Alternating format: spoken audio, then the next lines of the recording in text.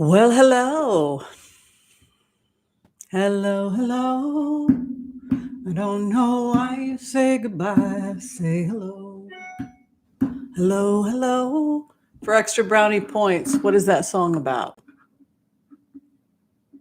It's about meeting Linda McCartney. Yeah, love song. How's everybody doing? We are open to the public today for lecture number 8. Every time I give a lecture, I always think to myself, I think this is my favorite lecture. But then I do another lecture and I think, no, that's my favorite lecture. Oh, how are we doing? Let me see if everybody is kosher. Hi, Lama. Good to see you. Let's give a shout out to all the students. I think there's going to be a lot of people today because this is where we're going to be looking at the anatomy of the energetic body and how it's associated with disease. And if you are getting certification, or if you're auditing, or if you're lurking, then you're going to love this lecture. I did a lot of note taking. I over prepare. This is one of those lectures where I over prepare and then I know, I'm not going to get to all this. But at the very least, we're going to be able to. We're going to get you started. So, first things first, this is HCRV 1, 2, and 3. If you would like to be allowed to teach HCRV and you've gotten certification for HCRV 2, no problem. I only need for you to show me the template of what you're going to be doing when you lecture on these concepts. I think it should be 10 weeks because I think people need a lot of practice.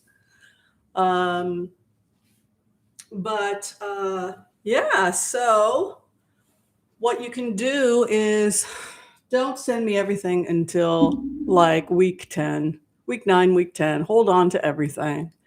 And if you are a teacher, if you're going to be teaching, you'll probably do a much better job than me. Just give me a summary of what you'll be teaching week 1, what you'll be teaching week 3, all the way down into 10. I can tell you for level 1, we are using Hands of Light by Barbara Brennan. And I think that you'll do very well if you combine my lecture notes on the basic HCRV technique, along with looking at the unbelievable information on the human energy field that Barbara Brennan has put together. Okay, so any questions? If you're level 1 and you want certification, again, you can just go back and look at all the lectures. Take notes on all the lectures, take photographs, and then get it all organized into one email. And then at the end of lecture 10, you can go ahead and send it to me. And you got a week or 2 to get it to me. No big whoop. And then we'll get you your certification for level 1. If you're just starting, oh gosh, darn it, Dr. Anderson, I wanted to start right. No big whoop. We're on our own timeline here. It just goes round and round and round like the circle of life. So if you walked into this and said, well, I want to get a certification, all you have to do once you are a member is just go back and look at lectures 1 through 10. And then send me your notes. Do the work. We strongly encourage you also to work in groups because the more you practice makes perfect. Some people are just good. They're just fast, right? They're just fast, good, quick readers, right?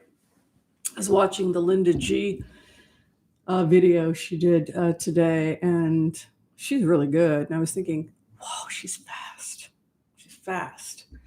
And I think that can sometimes be intimidating when you're a reader because people will feel like, whoa, I got to balance, I got to ground, I don't know what I'm feeling. And so when you first start this process, it can be like, I'm getting nothing. But the more you practice, the faster you're going to get. You're going to tune into your gut, right? Doing this. Sheila's the quickest, right? We tease her a little bit because she's so fast. Boom, boom, in and out. She's like the McDonald quick, quick, quick of the remote viewers, right? She locates the point in her gut. She feels it. She digests it. Boom. We want you to get used to the quick technique. You go in. I want you to connect to your gut. What does this feel like? See if you can't get some images. I want you to write it down. I don't want you to overthink it, right? I don't want you to overthink it. Hi, Bora. Good to see you. Spirit Beyond the Stars, welcome, welcome. Cartomancy, welcome. Real Tarot, hi. Miss Brazil, 1955. Happy Thanksgiving to you as well. Sharon Sipe is in the house. Thanks for coming. Well-being and health. Sandy Miller. Lama Bryant, of course. Beth M. Message was retracted. Huh? Must have been good. Michelle Mabel, always welcomed. All right. Hi, Marjorie, SV, etc. So we've talked about what we are basing our HCRV teachings on. Let's do a very quick review. Can anybody tell me a little bit about the 5 steps that we engage in when we engage in heart-centered remote viewing? Can people tell me what step 1 is?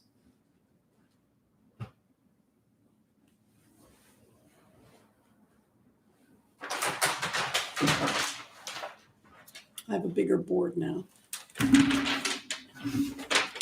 Look at this. This is insane, right? This is what I mean by over-preparing. So what's step 1 in the 5-step technique?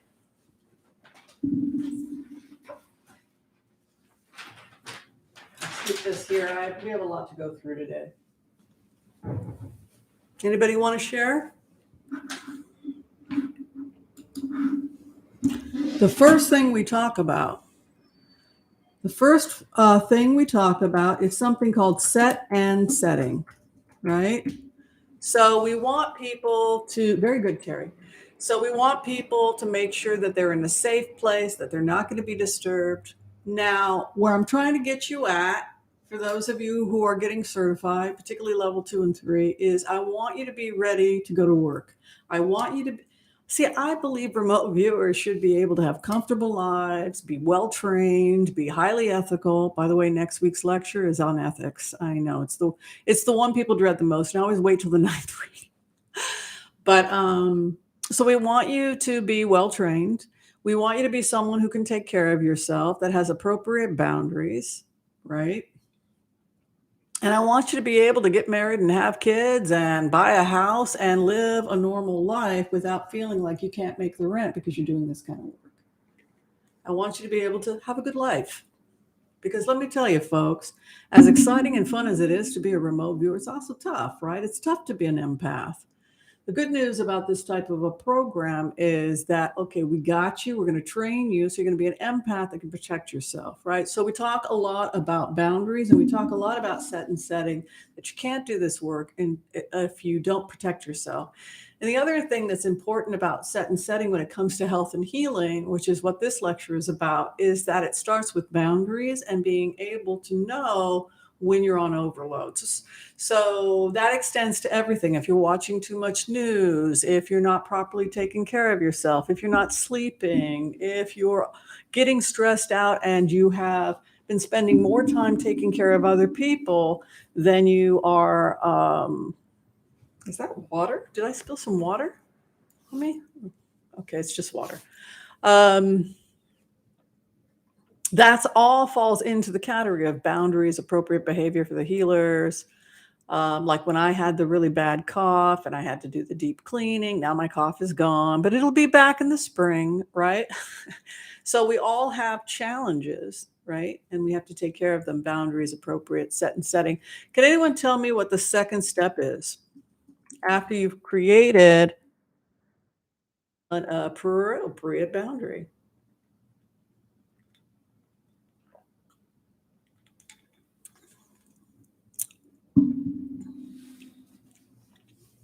Someone said it earlier.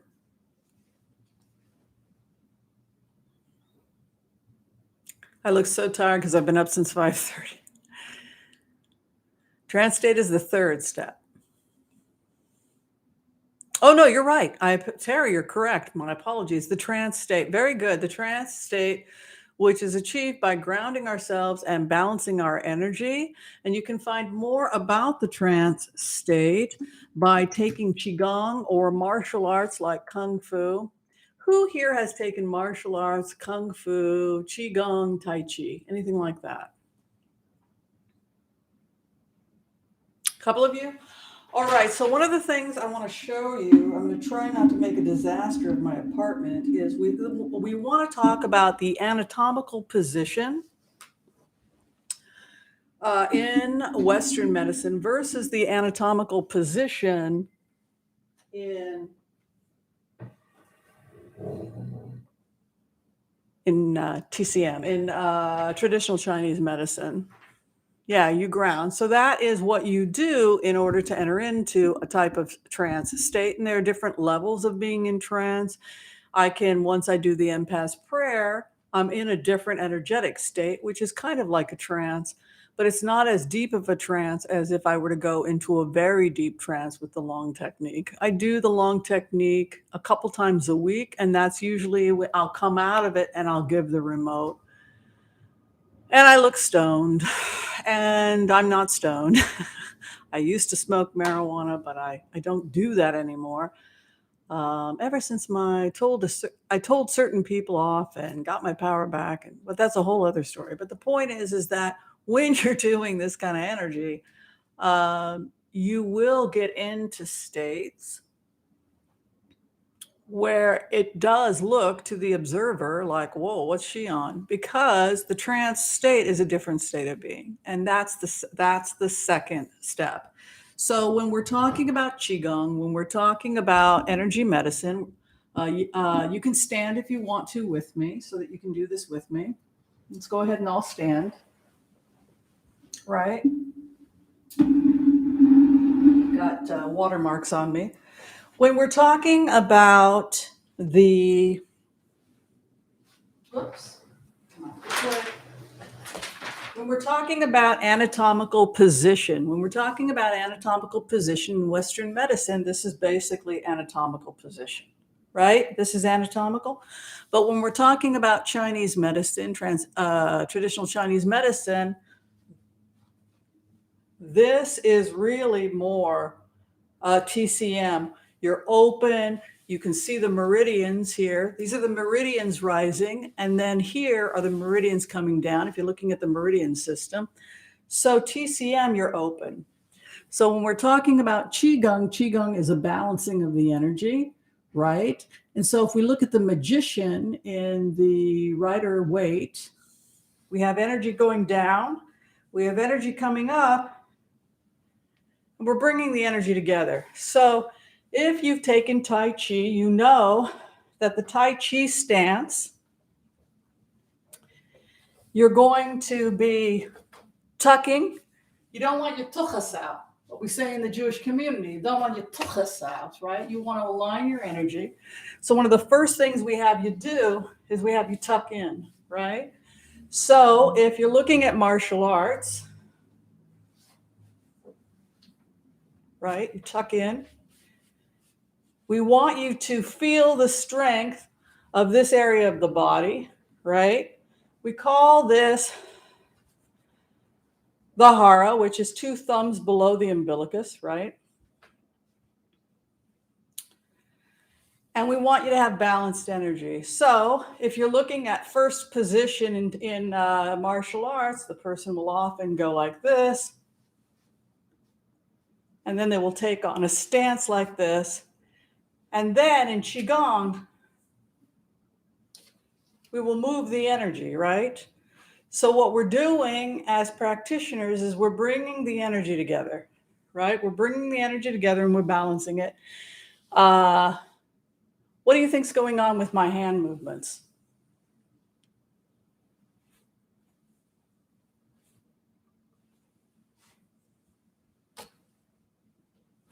In Qigong, what am I doing?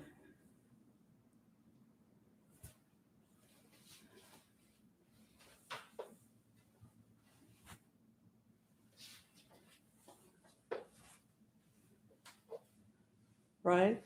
you're trying to balance two parts of the body. So with your right hand, I want you to go into the martial arts position and practice. I want you to have put one hand down, one hand up, and I want you to bring the energies together and I want you to settle.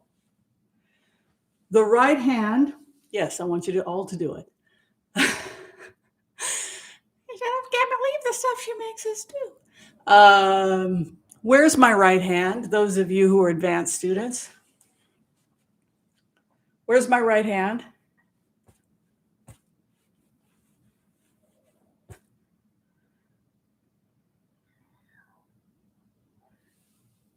It's on high heart, right?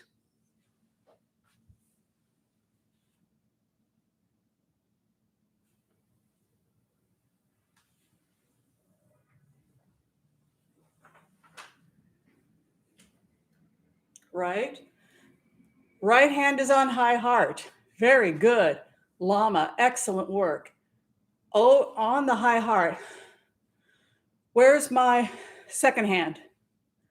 Where's my left hand?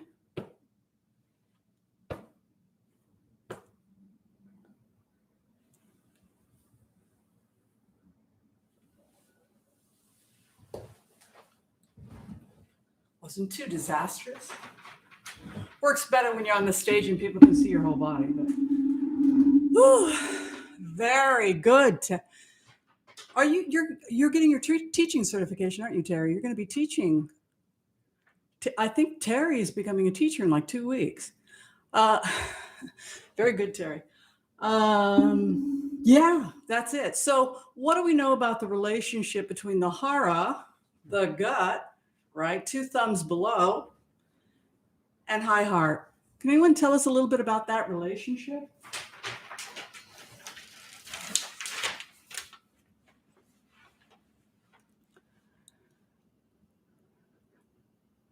Yes, you're working from your core. Very good, B. Gray. A lot of opera singers, they're working with the breath, they're working with the core. All roads will take you there, as George Harrison liked to say. So here's what we've got. We've got the gut. 2 thumbs below the umbilicus, we have the hara. And the center of the gut, we have our core essence called our core star. And it communicates. It brings energy from what we are receiving from the outside world and digesting. And where is it taking it? Where is it taking it? It's taking it to high heart, right? So we bring in the energy through the hara, we process the energy, our core expression, and then it comes out through high heart, right? Mm-hmm. All right, so we've talked about step 1, which is set and setting, and step 2, which is where we enter into a trance state by balancing our energies, getting ourselves relaxed, excellent cartomancy, and trying to bring the energy and the communication between the hara and the high heart. And what happens when we're able to create that unity? We enter into a trance state, and then we also begin step 3. Who wants to share what step 3 is? It's pretty important, and a lot of people skip over it, but it's when you think about it, you don't want to go and do whatever you like without doing step 3. What's step 3?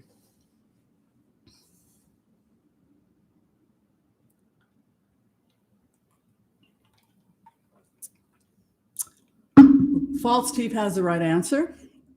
Excellent. It is the abiding, right? It is the abiding. Say you had a hard day at work, but you want to do some qigong. So you're doing some dancing, and you're trying to balance your energy. You're doing your snake dance. A snake dance is something that will get your kundalini rising. It's something that they teach in dance. Roll the hips, right? So you're going into a trance state. I'm a trance medium. I started in training as a trance medium. One of the things that happens to me when I start to go into the trance state, if I'm using long form, is I will often put on mantra music, and then I will physically feel the Kundalini rising, right? And when that happens, I find my body starts moving in what is called a snake dance, right? That's the energy coming up from the earth, and it causes the chakras, starting with the core chakra, right? The Shakti, right? Of the first chakra. And then, if you ever have seen me in the ashram when they're doing kirtan, after a couple mantras, there goes Whimsy. And I wind up in my energy moving. And then the next thing you know, I'm, who's that over there? You got to be careful, right? You don't want to start taking your energy. You're swirling your energy around. Oh, I think I'm going to go into your personal space, right? That's something we're going to talk about next week. Once you start to realize how to play with energy, you can start doing some things that are a little bit not. I've done it all. I have made mistakes. And the better you get as a remote viewer, the more naughty you want to get. Well, I think I'm going to go check him out. Well, I think I'm going to check her out. Oh my God, you didn't, right? So it's fine. It's fine to have power. And it's also, there are ethical reasons when you can spy and have no ethical problems with it, because, hey, as an empath, that's pretty much 90% of your job, right? Go in and find ABC, right? So you have to be cool with your ethics, because that's exactly what you're doing. If you weren't a spy, then what would be the point of calling you? Right? So that is the third step, which is you will get in, you'll start to feel the energy moving. For me, it's the rotation of the hip. And then as I go into my abiding, I then become very, very still. And then at that point, I begin to go into a very deep trance state. This is when I use the advanced, because I often will put the mantras on and dance. And then I feel the energies. And then I go into the state of abiding. And when you see a trance medium going into the state of abiding, she's in, or he's in, or they's in, or us is in. When you dance, and then there comes a point where I go into the abiding. I've talked about the abiding state, level 3, step 3, a lot. We've also recommended some great videos, starting with In Hidden Light. For those of you who are just learning how to be remote viewers, I think everybody should be a remote viewer, don't you? I mean, it would be very difficult to be married to somebody who doesn't tell the truth, right? If you're a remote viewer, and look, if you're an empath that's not trained, you're going to think you're going crazy when you first start. That's not the truth, right? But then when you become an empowered, trained empath, that's not the truth. I've accessed your records. I'm gone. You can save yourself a lot of time, right? Start seeing visions. Yeah, Linda, I'm going to talk about that as well. So great video to see if you'd like to see more about ways in which to enter into a trance or abiding state. Check out In Hidden Light. It's the Carmelite system for getting into the abiding. Is it okay to stop at level 3 and decide that you don't want to do level 4 and 5 and just abide in Christ, or abide in Buddha or Krishna or Guru Ram Das, or the beautiful abiding? Is it okay to just end it that way? Just abide and let yourself be loved? Yeah, absolutely. There are people that come to this class that just want to learn levels 1, 2, 3, and I can respect that. They just want to learn how to connect with spirit and abide and heal, because they have trauma, because they've been disconnected, et cetera, et cetera, et cetera. And that's totally cool. And I would say that the majority of people that do this technique only go to level 3. There's what is her name? She's a remote viewer, Tatiana. She's with the Far Side, I think. They do all 5 steps. They don't call it HCRV, but I've seen their work. They do all 5 steps. So she teaches to level 3. Energy in, energy up, come down, abide, namaste. That's it, right? Now, what happens in Hidden Light after the abiding? What does the nun do after she has abided with Christ for a while? She moves on to step 4. What's step 4? You'll find the same 5 techniques all over the world because this is part of our humanity. What's step 4?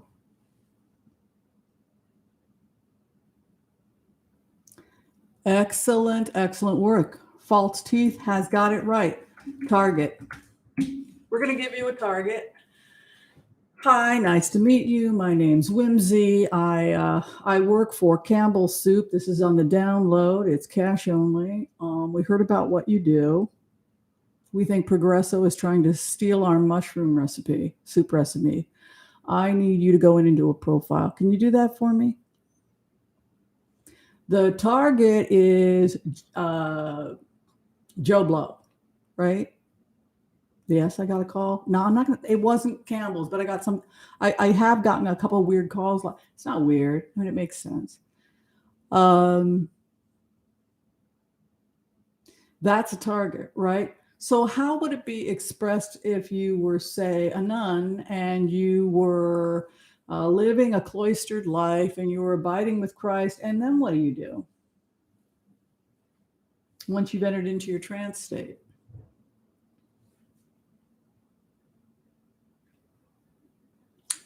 You have a list of people you pray for.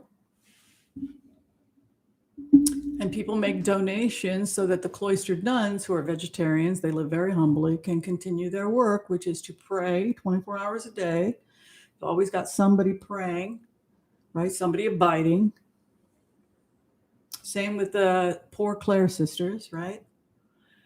This is their purpose in the world, is to heal, right? So they've got a list. They're in their abiding state.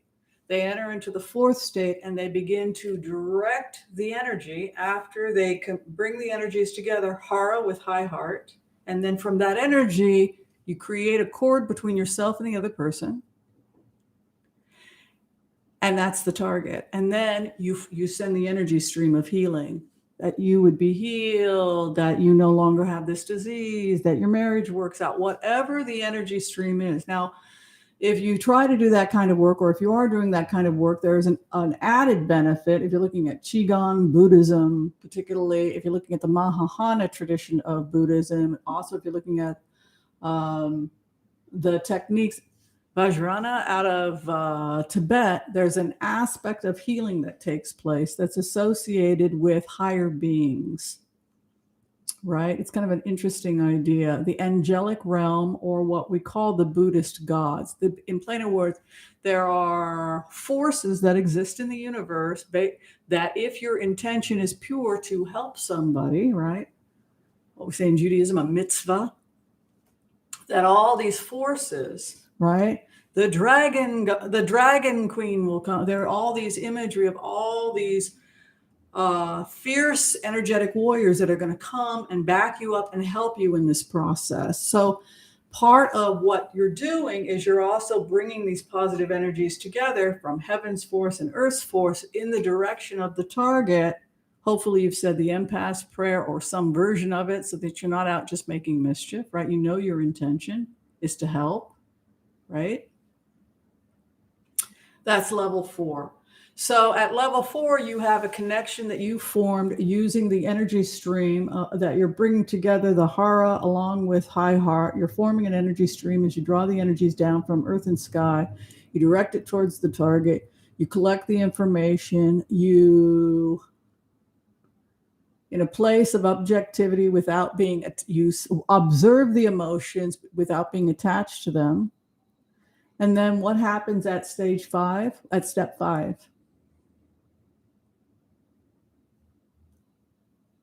What's step 5?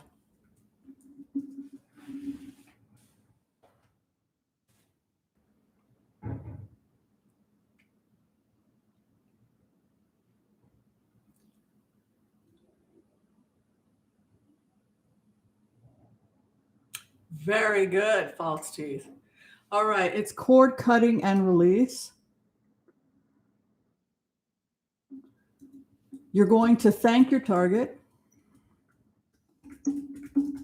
Send them healing if you like. I send you healing, love. Thank you, Michael Cohen, for letting me know that Eric Trump was the one who told you to destroy the documents that you were holding. And, you think whatever information you're getting, like, whoa, hey, Eric, did you know that you were, because you had international, and that's how they were. When you start to get that kind of an information, that means you're locked onto the target. Now, ideally, when you're one with the target in step 4, when you see the patient go, when you see the medium going into the trance state, what do we say about a medium? The medium is going to get right to the brink of death and stop, right? That's the joke, right? Yeah, well, it sounds kind of funny until you're there, right? We want to bring you to the brink of death. And right at the point right before, you're going to just glimpse it, and then we're going to stop. This is something that they say happened to Sadhguru's wife, right? She was doing advanced techniques like HCRV. She was healing people. She was doing mantras. And then she sat down and I'm out. You ever heard about that? In front of like 5,000 people. She was doing energy work and healing. She was talking about leaving the body like, whoa, I'm right at the brink of death. You know what? I fulfilled my karma. I'm gone. That's freaky, right? People think, oh my God. But a lot of advanced practitioners, people are like, oh no, we don't want you to do that, right? You should hear Sadhguru talk about it. And people were like accusing him. He's like, it was in front of 5,000. I'm in the audience, right? So, really a nightmare for people. But that, and I know when I was in medical school, we had one of our teachers, nice guy, his wife meditating, started to go into, and she died during the meditation. She had other health challenges, but she, so we're bringing you to a certain state where you're going to be able to, what happens when you die? You stand above your body, they say, and you observe like, whoa, what the heck's happening to that person's body, right? Your breathing will go slow, and sometimes you'll forget to breathe. And as you go, I want you to go deeper and deeper and deeper into the gut, deeper and deeper into the relaxation. Focus on the gut. Focus on the gut and the relationship between high heart and the hara. And I want you to go sink deeper and deeper and deeper into it. And I want you to meditate deeper and deeper and deeper on what you're digesting. Because the third chakra digests the information that's coming in from the target. So the sooner that you can get a relationship between connecting to what you're feeling in your hara and what you're feeling in your high heart, the faster you're going to be able to go to work. Do you guys get that? All right, so now we're going to review the anatomy and also the pages that I wanted you to read. We're now getting a little bit further in the book. And I believe we started with, let me see if I can find it here. The Cause of Illness, chapters 14 to chapter 20. And we're talking about the cause of illness. So if you have your book and you're getting certified, you can go ahead and open to pages 131.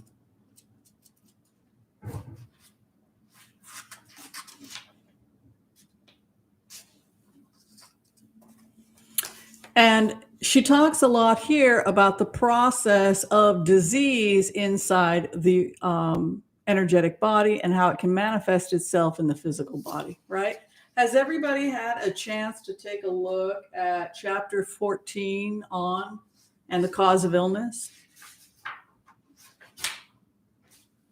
Separations of reality.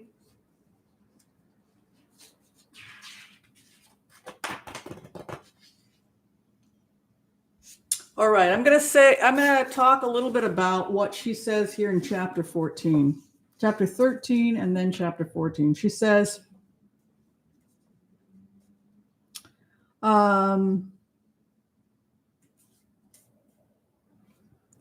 When you say I want you all to be successful remote viewers, but you're also counselors, which is why I think people that do this work should consider taking some courses in therapy, counseling, etc. Because you have to realize your intention when you go into a session with another person is to empower them and to heal them, right?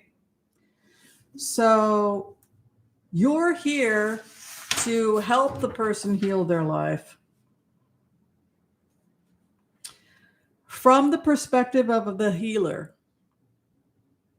illness is the result of imbalance. Imbalance is the result of forgetting who you are. Forgetting who you are creates thoughts and actions that lead to an unhealthy lifestyle and eventually to illness. The illness itself is a signal that you have an imbalance because you have forgotten who you are. It is a direct message to you that tells you not only how you are imbalanced, but also shows you the steps that will take you back to the real self and heal. This information is very specific if you know how to secure and access it. So, what's happening when you go in is that you're going to sometimes see things. You might see cancer. You might see a disease in the auric field. Now, again, you're not being asked to go in and heal anybody. You're asked to go in and access information. A lot of people will go in to say somebody like Bill Barr and say, well, you know what? When I go in and I do a profile and I put myself in the shoes of Bill Barr, I'm having trouble breathing and I'm feeling like I have some pulmonary distress, right? So that would be an example of a professional remote viewer going in and doing a profile and feeling that energy was stuck in such a way that they felt disease. Now, if you're going back and you're looking at the pictures again from the book, she gives some great images of what it looks like to a remote viewer. You have the healthy auric field. You have 7 bodies. You have 7 chakras that you're focusing on. There's probably more, but we're just focusing on the 7 bodies and the 7 chakras. And you can see the outer body or outer band has that beautiful gold energy. That's the 7th chakra. And this is the energy that's associated with heaven's energy, right? So we have energy coming in from heaven. And I want to show you a little bit of something. Like I said, I over-prepared. It might be a little bit too much. But again, if you look at these pictures, right, we have the 7 chakras. We have the first 3 corresponding with the more primitive aspects of being human.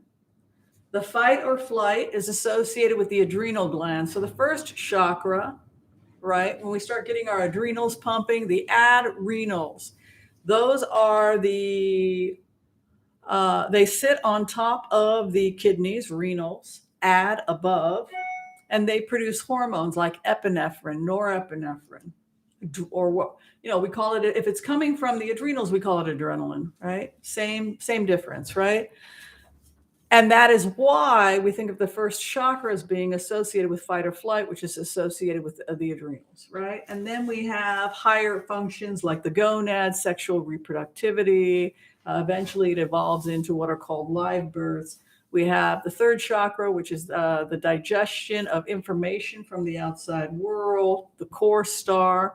This is also probably, we think, where the umbilicus that attaches the astral body to the physical body is located in the gut area in the core star. And that's why you'll often feel a pinch or disruption in this area when you're getting information from the outside world that's disturbing you. You will often feel it in that area. And that's exactly what we want you to do. We want you to begin focusing on this area and seeing if you get that little pinch, that little bit of information from the 3rd chakra that's telling you what's going on. So that is associated with the physical plane. And then we have the 4th chakra, which is associated with the astral plane, heart, also the thymus gland.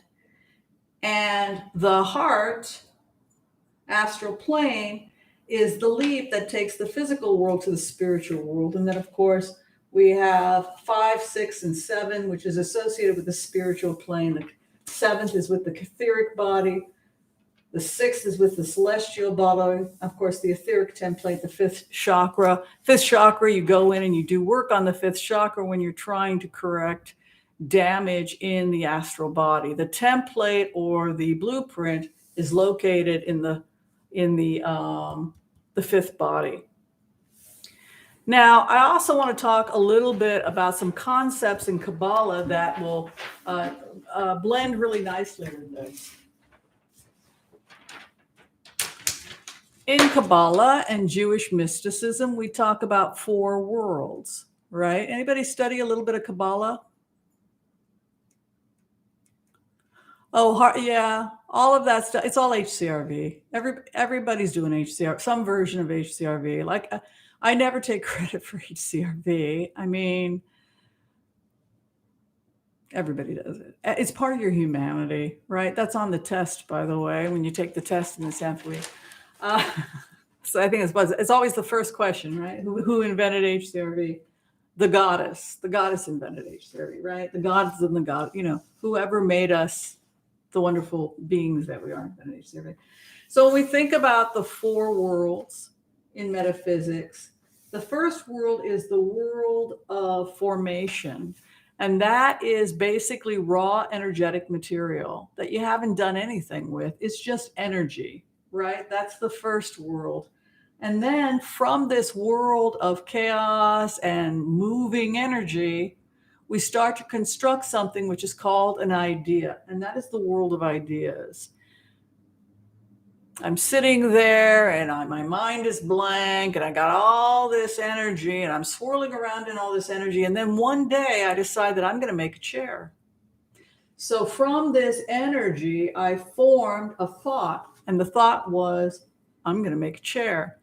And so when I do that, right, the chair exists, doesn't it? Right? It exists in a different nature of being, right? It exists in the world of ideas. It doesn't exist in the physical world, but it still exists, right? And then you begin to try and manifest that chair. So you go to Home Depot, maybe you watch a YouTube video, maybe you buy some books on it, and then you begin to think about how you want to construct that chair. And that is the world of manifestation. You are converting this raw energy into an idea, and then you're bringing it down into the physical world by trying to manifest it. And then eventually you create a chair, right? These are the 4 worlds we talk about in Kabbalah.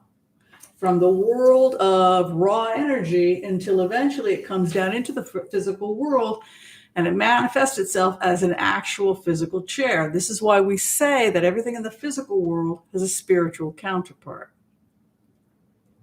Yeah, so when we're talking about disease and when we're talking about the disease process, we're talking about this idea that the disease process has a spiritual or a non-physical aspect to it. Can everybody see that? Right, so everybody's on the same page.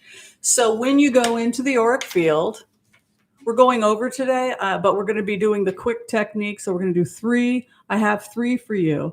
I hope you guys will stay to the end because we have 3 pictures and it's quick today. So I know I'm going over, but I want you guys to get this. So when you're going in and you're doing an abiding and you are sitting in the shoes at level 4, step 4, and you've locked on to the target and you're getting more and more intimate with that target and you're really asking them questions like, Michael, why'd you do it? I had a conversation with Michael Cohen today. I'll give you an example. I think he talked to you guys, right? We did a remote and he was talking about the fact that the Trump organization was in trouble. And then he talked to us again about the conversation he had with Robert Mueller, and Robert Mueller had told him to start making some phone calls, and he had showed Michael Cohen some evidence. And then Michael Cohen said something that surprised me, that was new information for me. Do y'all remember what he said? He said, well, frankly, if you really want to know the truth, he had a lot of dirt on me. That's new information. Okay, can you elaborate? And so what Michael Cohen said is, yeah, he has a bunch of dirt on me. He basically broke open my personal safe and got through all my dirty dealings and found out all my crap that I did with illegal real estate. And here's the thing that isn't public knowledge, all the threats I made. Oh, do tell, Michael, because you and I have a good friendship right now. Yeah, basically what I did was I helped Mr. Trump get good deals on property by threatening people. We would get dirt on people. We'd get dirt on our competitors. And then we would come after them and we would threaten them. And if they didn't give us what we wanted, we were going to do A, B, and C. We got some great deals on some properties. Oh my, you did that? That can't be legal, right? Thank you for telling us. Thank you for telling us that you were the one that he had all this dirt on. Boom, we got this on you. Boom, you did this real estate deal. Boom, you threatened this person. You made a killing on that and you didn't declare it. We got this. You got homes there. What about this money over there? What about this deal over here? What about the threats you made?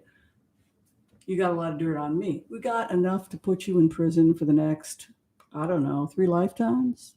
Make some phone calls.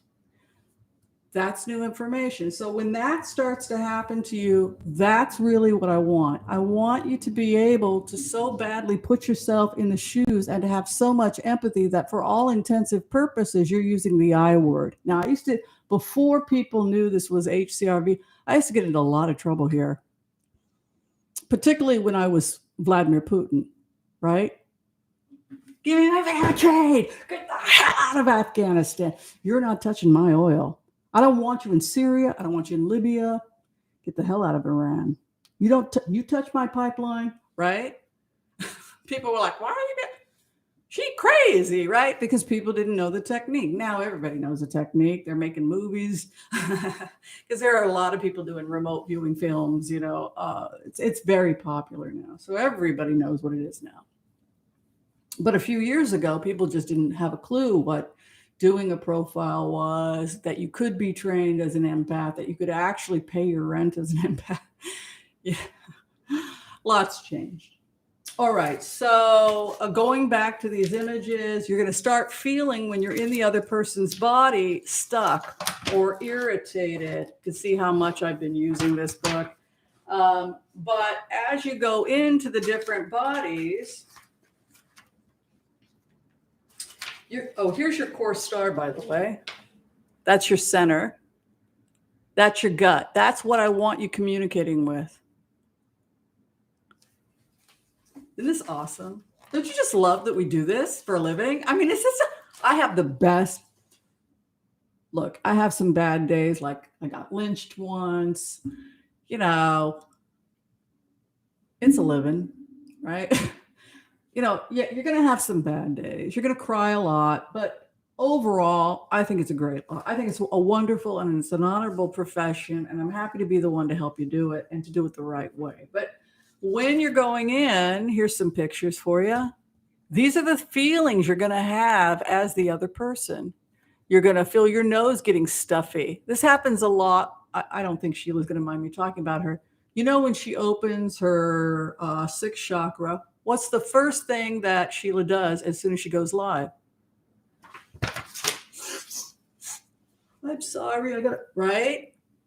It's because what starts to happen is when the remote viewer opens the 6th chakra, when they open this area, all this stuff starts to come out, right? And it's not unusual. You'll start coughing. You'll start having a lot of phlegm. She starts blowing her nose. It's natural, and it's something that you're going to see happening. I used to cough a lot. I always have to have an air filter because all that mucus starts coming up. I'm coughing and nasal, and it's just energy moving, right? But this is basically what you're going to start feeling, right? So like as Robert Mueller, right? I felt locked. And when I was Robert Mueller, that was cool, right? I was sitting at it was Christmas. And what did he say? Okay, I'll tell you what. It was Christmas, and I was sitting on the couch, a pain in my right shoulder. Why do I have a pain in my right shoulder? Is that a tennis injury? Oh, I play tennis, right? There's an animal to my left. I have a dog. Hey, this is a King Charles. I got a King Charles dog. Hey, that's cool. You got a present. My wife has a present for me. Who's it from? It's from someone named Chad. I know someone named Chad. I know someone named Chad. Is this a friend of my son? You see, that's what's going to start happening to you. It's beyond cool. It sounds odd, but it's so damn great, particularly when you go back and you check your work and it's all true. Like with Putin showing the trade routes, we didn't know. Who the hell knew about the frickin' trade and the pipeline? We don't know this stuff. It's so freaking awesome when you get in. I love it. I live for this stuff. So just be prepared for this sort of thing to start happening. This will happen, the mucus. You see, this is what's happening a lot when we go in. We'll get this kind of thing happening.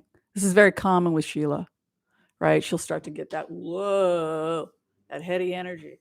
It's okay, very normal. Expect it. The truth of the matter is it's probably a good thing. It means you've got your chakra open. Specifically, we want your sixth chakra open, which is associated with the third eye. Very common. When it opens, you're going to feel your nasal passages opening up. Here is what you're going to feel if you go into a remote. You're going to start feeling congestion there if, say, somebody has an ovarian condition or something like that. And then you're just going to report it as the empath. Okay, do I have anything else I want to quickly say before we start going into the blitzes? Do not spend time in judgment. She had some important things. She does personally. I don't know if I totally agree with her, but she says that she believes that what exists in the physical world has a spiritual component, lifetimes, etc. But we never want to call the person and say that it's their fault. She says, suppose a small child contracts AIDS from a blood transfusion. If that event is interpreted from the separation point of view, you may say, oh, poor victim, right? Or if you're uneducated, ignorant, new age person, you'll say, oh, he created it. It's his fault. But when you're a remote viewer, when you're trained in HCRV, you see it from above. You see it from the higher perspective. How can I best love this person? What a hard lesson you're going through. What do I need to do to help love you and support you as you process this extremely difficult experience, right? So that's a very different way of approaching illness than anything else. The fundamental purpose of helping your patients is to remind them of who they are, which is when they sit across from you and they come in for a session, you are, for all intensive purposes, their lawyer, basically, right? You're going to be there for your client.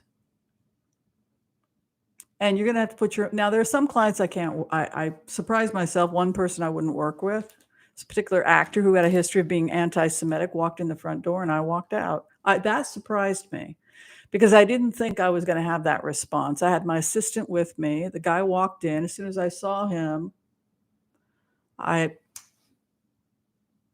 my assistant, she was so fast. She was like, I got this.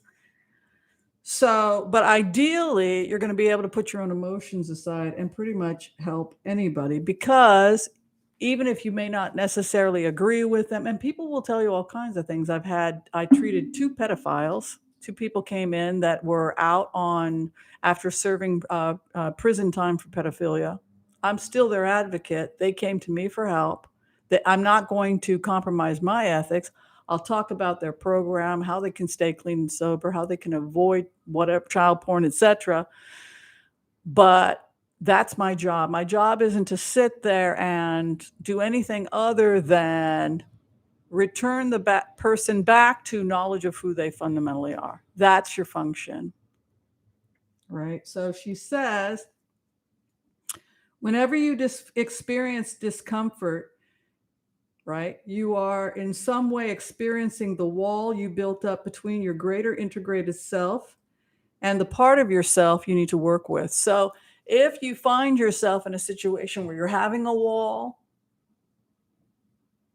I can't mention names of a client. I can tell you that this individual has a past history of making blatantly anti-Semitic statements, was arrested for being drunk, walked into my office, and I refused to treat him. You can fill in the blanks. Okay. Hey, I'm only human. I'm not proud of myself, by the way. I should have just treated him and put my own stuff aside. All right. So we're going to do the empath prayer, and we have 3 targets. Quick. Oh, it's only 7. I think we can get done in like 20 minutes. I know a lot of you can only stay for an hour and a half. Oh, you knew who it was. You could pick on the energy. I ain't saying nothing. All right. This is fast. All right. Before we get started, does anybody have any questions for me? Did I totally overwhelm you? Are you feeling frustrated? Is anybody angry at me? I've been told I go too fast. If you get the book, it's going to be a lot easier because we're just skimming the notes from the book. And if you're having any trouble writing your synopsis of your teaching, if you're level 3, just send me an email if you're struggling.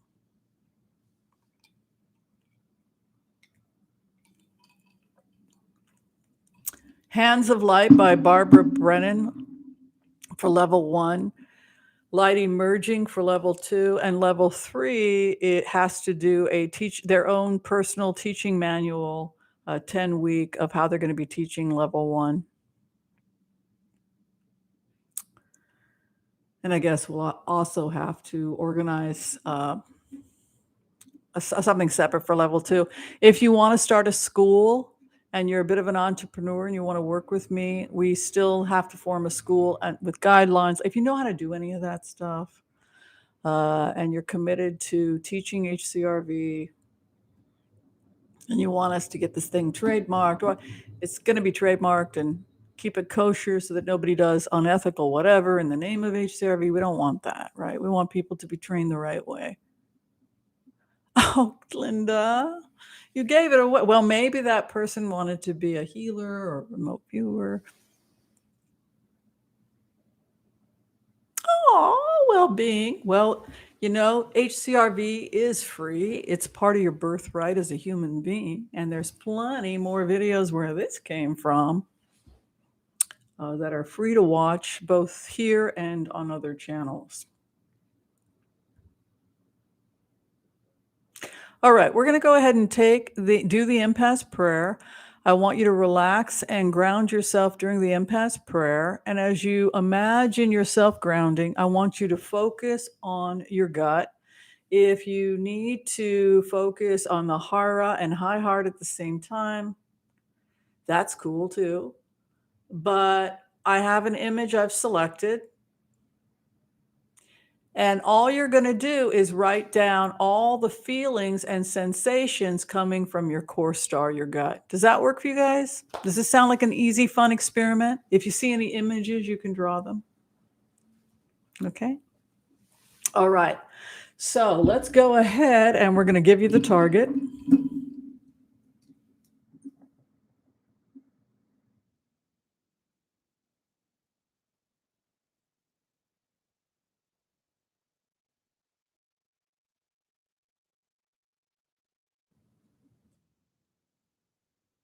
All right. The target is T-201 307231. Let's go. You know the drill. All right, you're going to write it down. If you want credit for this class, you're going to take a piece of paper. You're going to write your name. You're going to write the date. This is lecture 8. You're going to have 2 lines. The first section is notes to me. If you have anything you need to ask me, the teacher. The middle, any images or doodles. If you see a circle, draw a circle. If you see a line, draw a line. Those are just any patterns you see, write them in the middle. And to the right, I want you to write about the states of your chakra, open or closed, or any sensations you have in the body, or any emotions you feel, or thoughts that enter your mind. Does that work? Okay, let's do it. We're doing the empaths prayer. We're going to ground ourselves. What is this? I just washed this today. Oh, wow.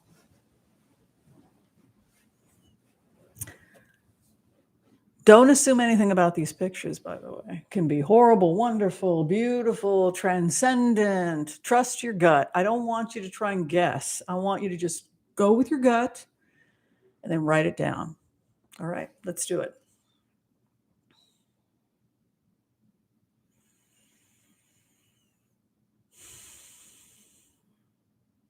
Go ahead and take a couple deep breaths in and out.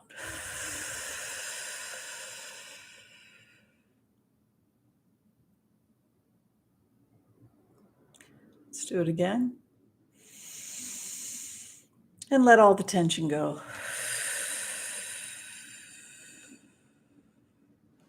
And just sink into some beautiful relaxation. Just imagine yourself grounded to the earth. Nobody can lift you. Nobody can move you. You are solid, solid in your gut. Right? I want to call on white light protection for myself and this community. As we ask permission from Spirit to access the Akashic records, we call on our spirit guides and good angels to be with us. Please give us the clarity and the wisdom that is needed to empower all of us on our journeys, to make the best decisions for ourselves, our families, the planet, the people we love, but also to help those we may have strife with. And together, collectively, we say, Amen. Somebody in the group is in shock. I'm sorry, I didn't mean to. Something's going on with one of the group members. Y'all okay? Did somebody have a shock? Somebody pass away? I'm sorry. Someone's in shock. You guys okay? Is everybody okay here?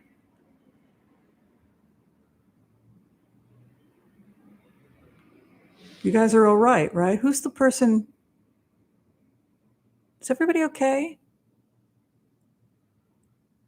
Anyway, email me privately if you don't want to go public. People are going through something. Somebody's going through some stuff with their family. There's a shock issue here, and maybe concerns about health or something. It interrupted somebody. If you don't want to come public, don't come public, but it came in. So we're just sending you white light protection. I'm sorry that's happening. Okay, so I'm going to focus on the target. You can email me, it's cool. It's very scary when a family member gets sick, right? It's kind of horrifying, right? When we feel that feeling like, oh my God, what the hell is happening to me right now? And yeah. Okay. Now let's direct our attention towards the target. Okay, so you can go ahead and you can put your hand on the numbers that you've written down. Just run your hands over them if that helps you connect. And as you do that, I want you to just relax and let yourself sink into the gut. And just allow that energy stream to come in, receiving the energy. If you want to use a fetish object, you can. Some people like to use cards when they're working. Some people like to use a pendulum to help them get grounded.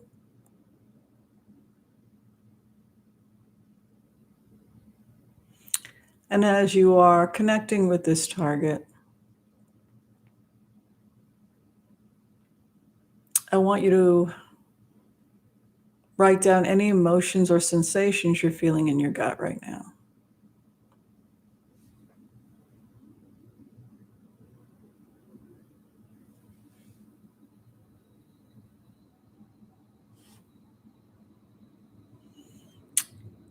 Any colors you may be seeing.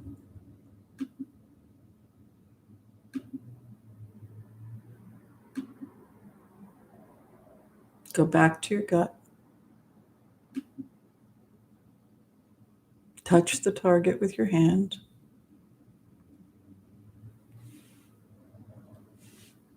And as you connect the energy stream between your hand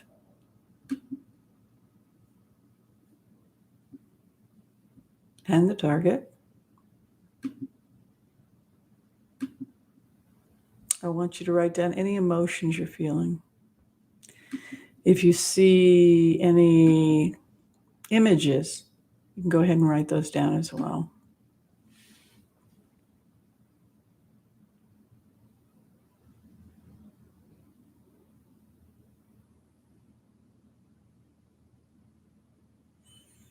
Do you feel safe or unsafe?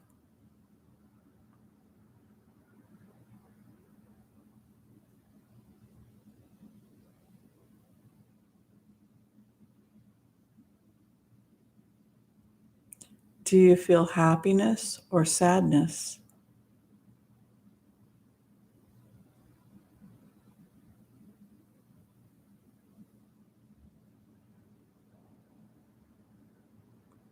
Do you feel an urge to do one thing or another? Any urges or desires?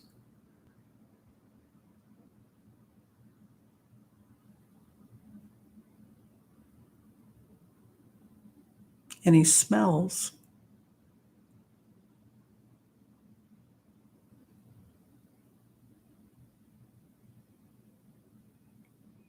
As you place yourself in the shoes of the target,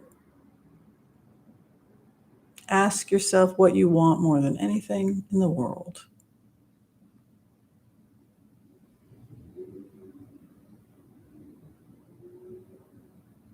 What is the most important thing to you?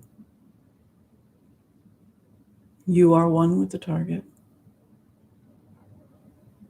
Go deeper into the hara, which is connecting you to the target. That is the portal that will take you there.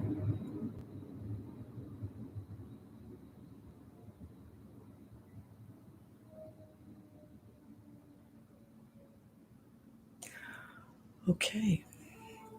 Does anybody want to share? When you're ready, you can come up from the meditation. You don't have to cut cords. We'll do that at the end. We're going to keep you in the trance state after we get all through all three. Does anyone want to share any feelings or sensations that they have with the first target?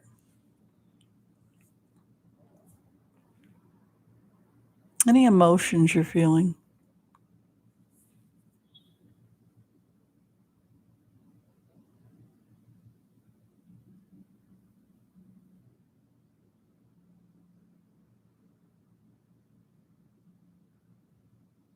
Any images you're seeing? Any brave souls want to share? Your head is underwater. You feel like your head's underwater. Interesting. A green field.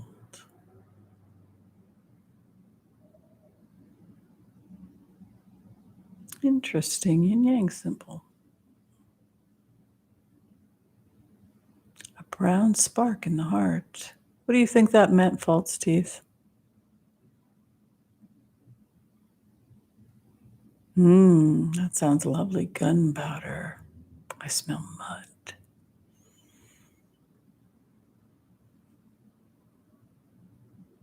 The gunpowder.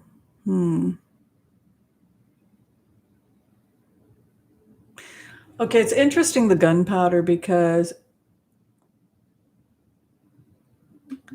actually it's really interesting because isn't that what happened? This is a photograph of Princess Diana leaving the hospital with her husband after the birth of Prince Harry. And I believe they shot off a certain number of because the prince was born. And I think because of the celebration of the prince, the first, and I believe there was the smell, they did in fact there was a gun salute of some type that took place. It's interesting that you smelt that energy.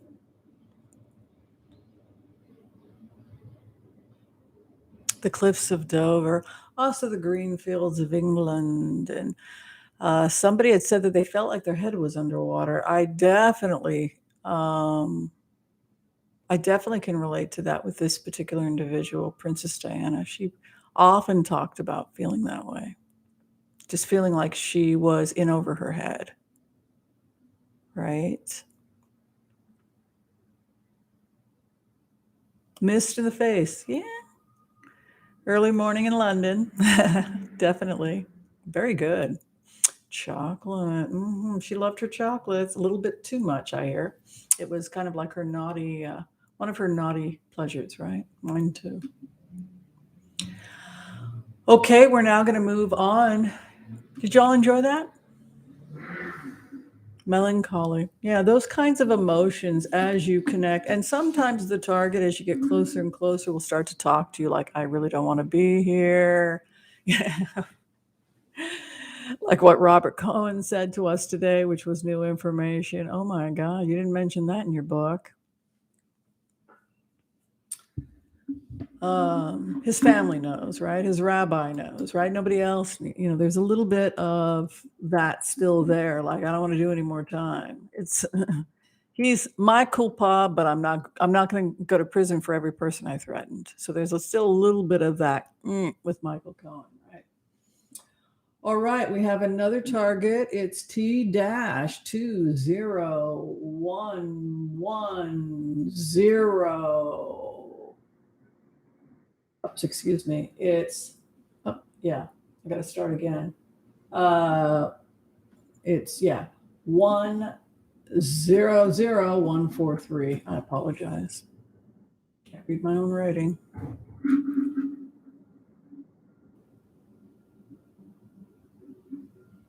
Oh, how funny. Yeah, it was the prince born.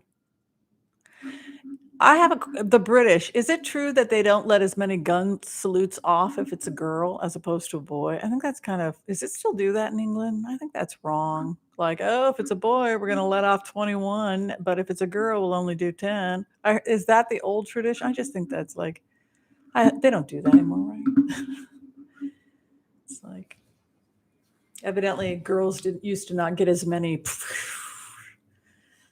All right. So again, the target is T-20111000143. No wonder I was confused. It's 3 ones in a row. Okay, go ahead and put yourself into a relaxed state.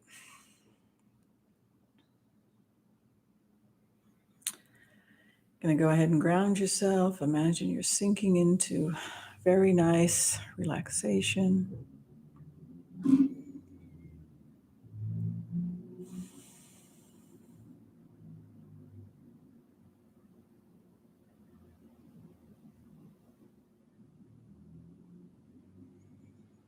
Allow yourself to relax. Go deeper into the relaxation. Focus on your gut. Ground yourself.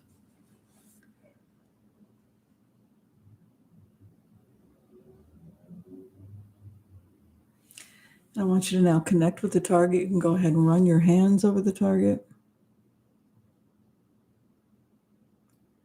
And just allow yourself to form a stream between yourself and the target. Allow the energy to come in, enter into the field, and watch it be processed by the third chakra. Okay?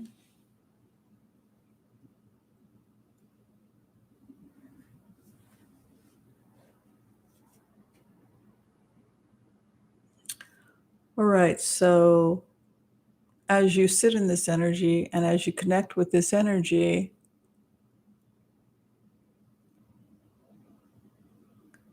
describe any sensations that are taking place in your body.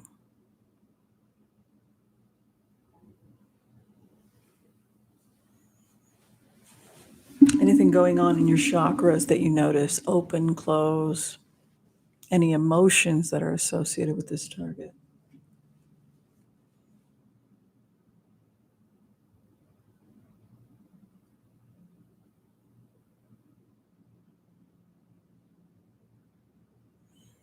As you abide with this target, how do you feel?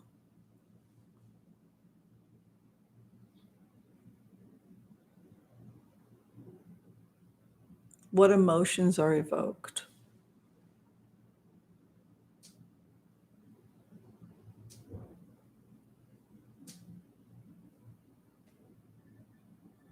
Is your first chakra open or closed as you abide with this chakra, as you abide with this image?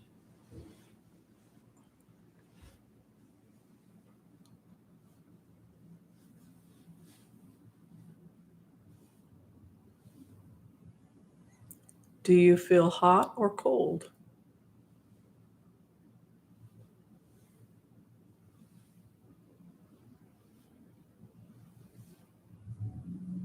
Do you smell anything?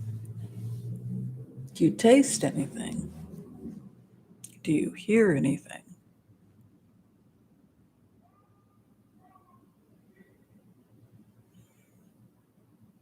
Any emotions that are coming up?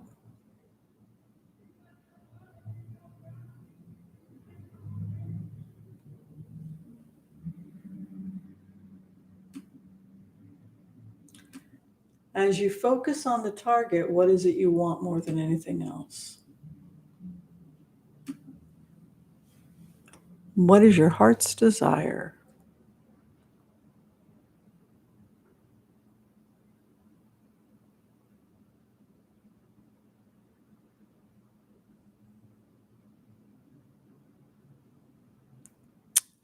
Do you get any images about the location?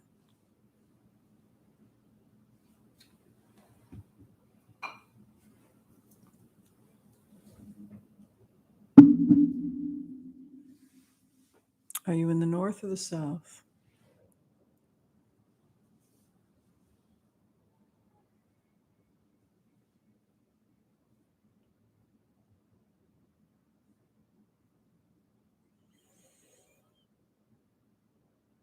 Okay. Any other questions you may have? You can just go ahead and focus on those. If you're feeling like you're locking on the target and you're getting something, that's fine. Mary Hobbs got Harlem. I'm going to go ahead and pin you, Mary.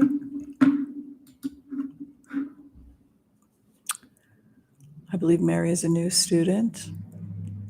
Welcome. Anybody else getting an image?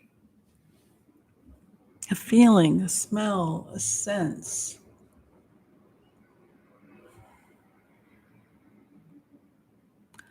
Dietary issues. The previous remote we did, the target had dietary issues, anorexia. Maybe you did need to cut cords a little bit because you don't want to, there might have been an overlap. Maybe we should. Okay, so that can happen. You feel anxious. Okay, be great, good. Anxious. Red meat. Whoa, interesting. You want red meat. Anybody else?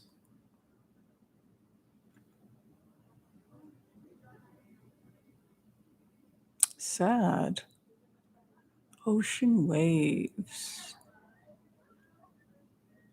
Hot tingling on the head. Cold, heavy heart tightness in the chest, unsafe. You know, I got to give you a standing ovation, right? Excellent, Be Gray. Because this is what can happen. You know, you start the first remote, you feel like, well, I don't know what the heck I'm doing. But then as you go further into it, you do just fine. Go ahead and take a look at the target. It's been unmasked. It is an image of the Statue of Liberty during 9/11. It's interesting that somebody felt like they were in Harlem.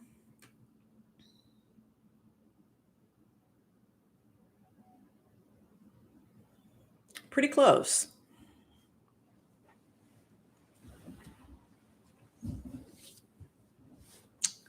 You were 2 miles off. I'll take that.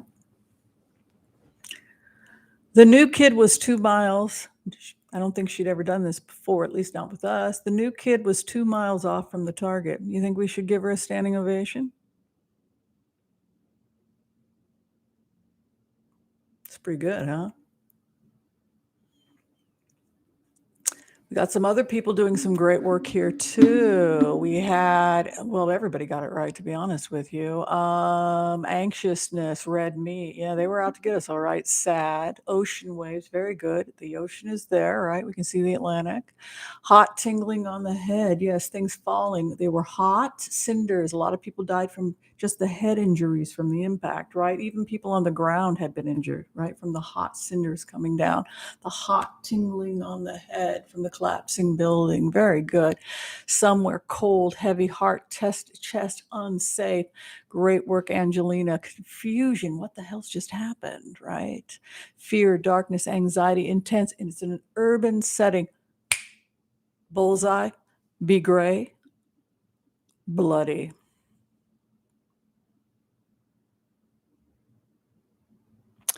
Terry Soma, she got in through the victim, right? Not the victimizer.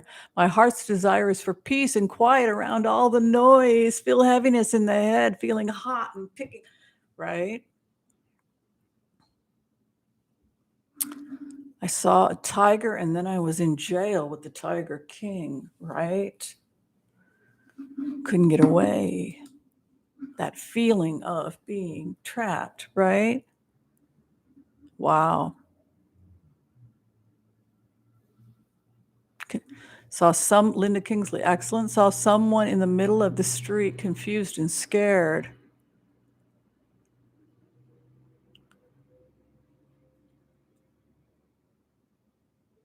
I got Yoko Ono. Yeah, unfortunately, their place is real close to there because they're uptown, Upper East Side, right? Isn't that where they were living? Where were they staying? They were staying, yeah, at the Upper East Side, right?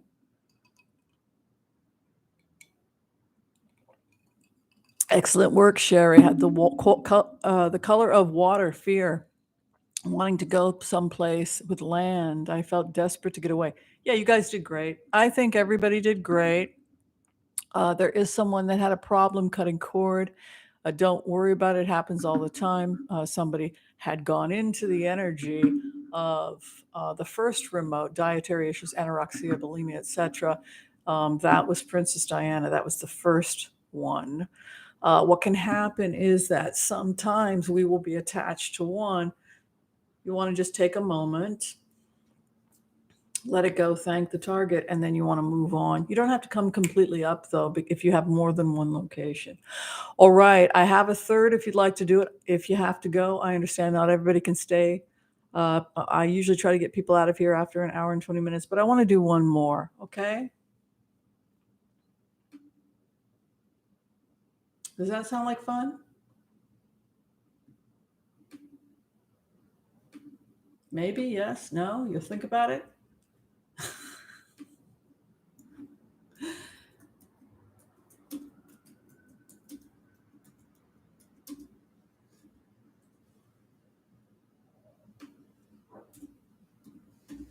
Anybody else want to share before we do another one? Oh, okay.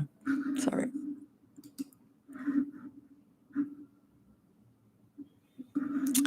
Yeah, Grace. Grace, yeah. I don't know why that was muted. You're just, sometimes these feelings can be very negative, but we have to be able to talk about it because we can't mute the remote viewer, right? It is what it is. Okay, so we have another one. I accidentally erased it.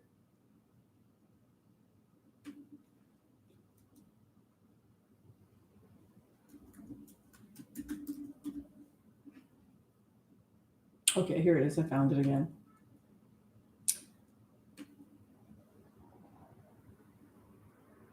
Oh, this will be fun. The target's a little bit different. It's T dash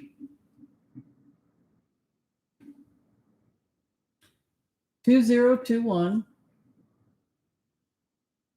7 Y LLOAH. Hold on. LLOAH. Sorry about that. We don't usually get letters. Everybody got it? T-2021 7 Y LLOAH.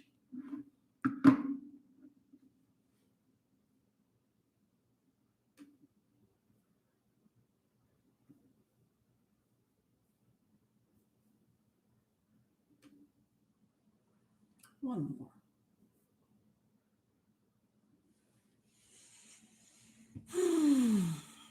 Take a deep breath in and out.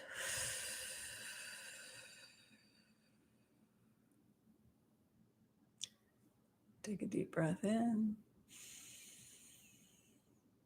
and out.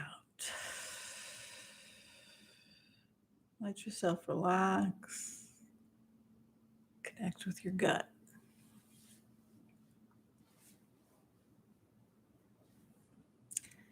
And then you may also touch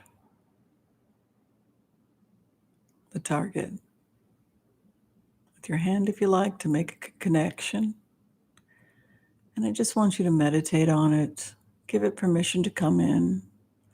See how it bounces around in the hara as you make that chord. Allow it. You're safe. You did the empaths prayer. Nothing spooky is going to happen. You want to observe without being emotionally attached. It's not happening to you. It's happening to the body. It's not you. It's the target. And you're observing the body's response and you're documenting.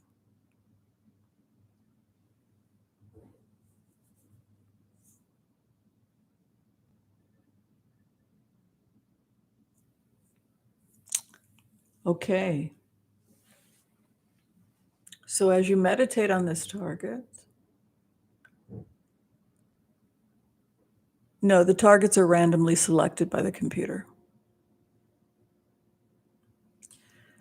As you meditate on this target,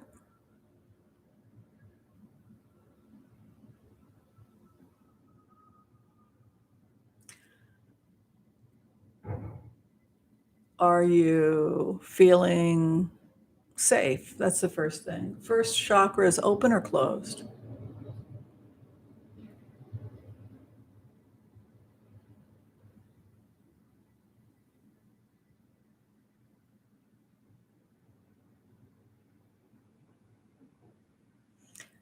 Any emotions that you're feeling as you meditate on the target?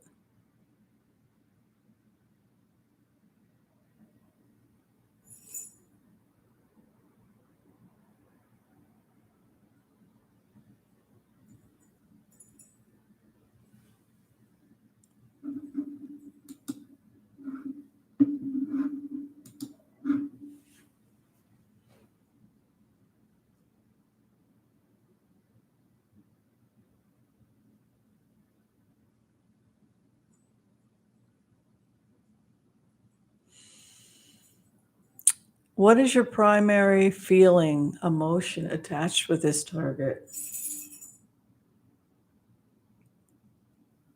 When you put yourself in the shoes of the target,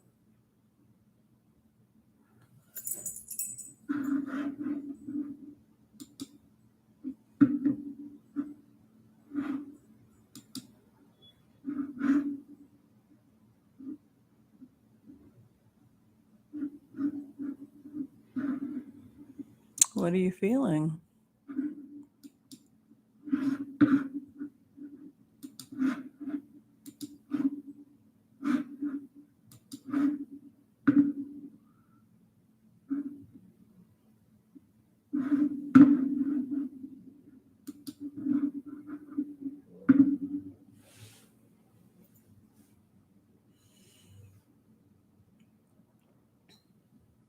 Any colors that you see associated with the target?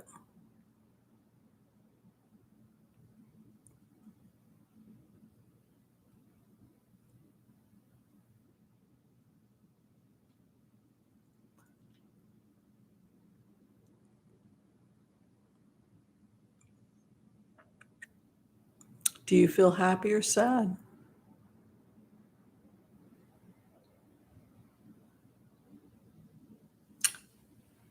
Okay. Go ahead and write down any additional feelings you may have. Ask the third target any emotions, desires, fears. Draw any images you may have.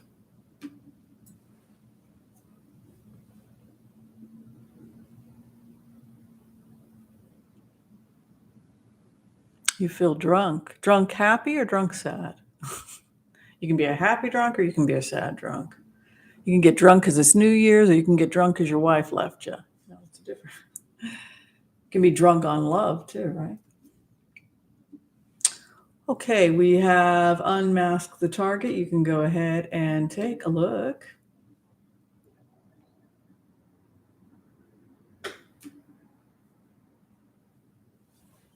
It is a picture of Frances McDormand and Chloe Zhao receiving the Oscar for Best Picture for Nomadland. A lot of people got it right. Mary Hobbs seems to be a extremely good remote viewer. Drunk, happy drunk. Yeah, you look at Frances McDormand. She looks pretty damn happy drunk. And let me tell you, they serve a lot of booze at those events. I know, not because I was invited, because I once had to cater it. I was the one pouring. They wouldn't even let me serve the dishes. It was for the upper crust people, but the lowly new waiters, we got to pour the wine. So, yeah, that's me in Hollywood. Would you like red or white?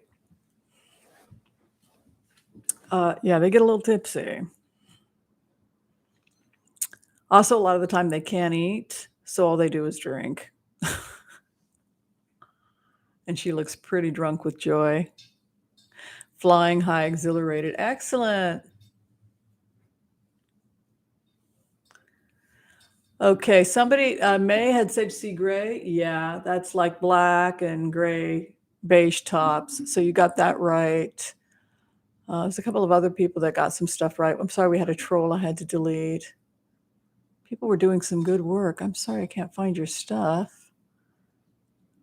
Let me see if I can find it. Black colored clothes, spiritual, rebellious, excellent work, Laura. That is exactly who she was.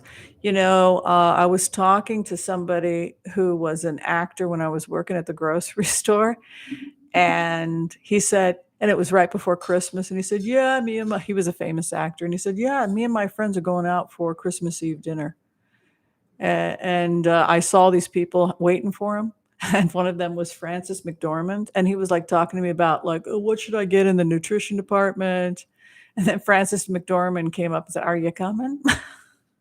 He's like, that's Frances McDormand. I didn't talk to her, but I got to see her.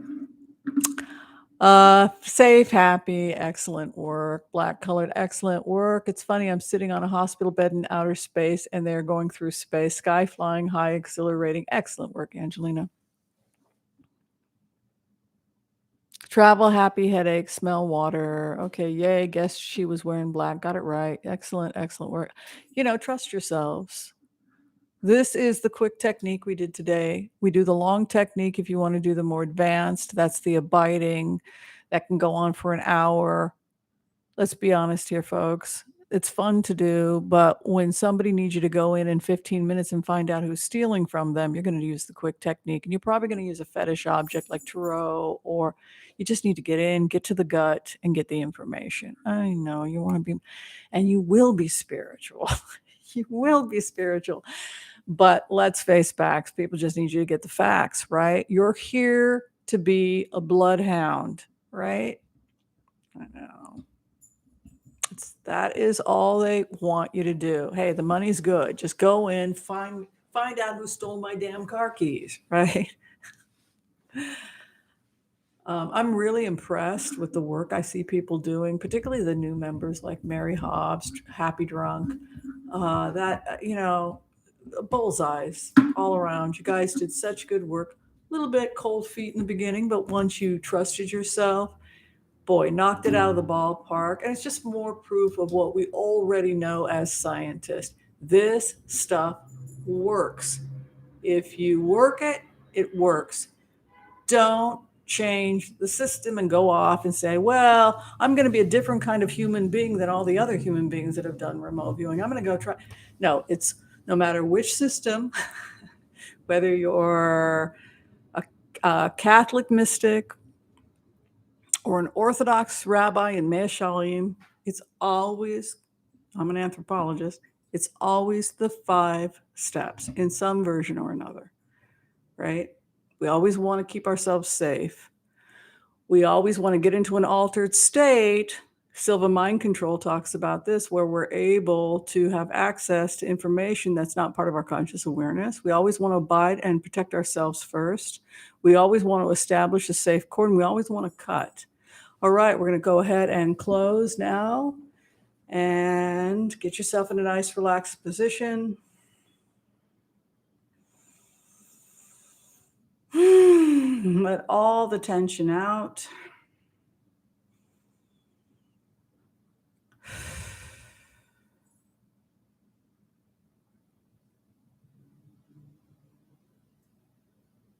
I'm going to go back into the altered state and thank the targets for participating in this experiment.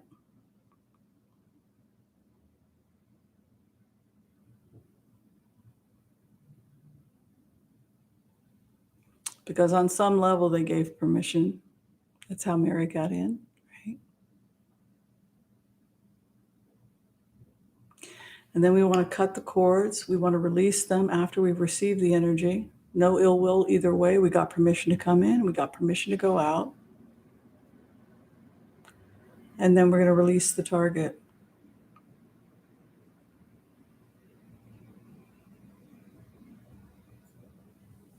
Namaste. All right, you did great. Anybody have any last words before we close the circle? Are you guys shocked at how good you are?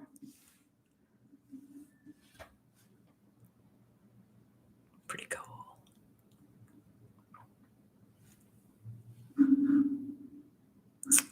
You folks always impress me. It is fun. Okay, so we will be back for lecture 9. If you still haven't signed up for class and you're willing to go back and look at the old work, I will give you credit. To get credit, you have to sign up at the empaths and healers level. If you just want to audit the classes, they're available for audit at the angels level. We do about 5, I think, 5, 6 at the angels level. Is that all I have to say to you guys? I think that's it, right? Happy Thanksgiving to everybody. I can't think of anything else. All right. You guys were awesome. I think this is one of the best classes we've done. What do y'all think? The accuracy, the more we do, I'm shocked at how accurate you folks are getting. Some of you are ready to go to work. Hang your shingle and go to work. Build that website and just start getting to work. Some of you are really ready to go. All right. Happy holidays, everyone. I'm really proud of y'all. And it's $9.99 a month. It's $4,000 if you go through the other program. We don't charge a lot. I mean, come on. How much do the Carmelite nuns charge? I mean, come on. You can do good work without breaking people's bank. I think that's all BS. All right. Bye, everybody. We'll see you next time. You did great. I'm proud of you. Happy holidays. Happy Thanksgiving.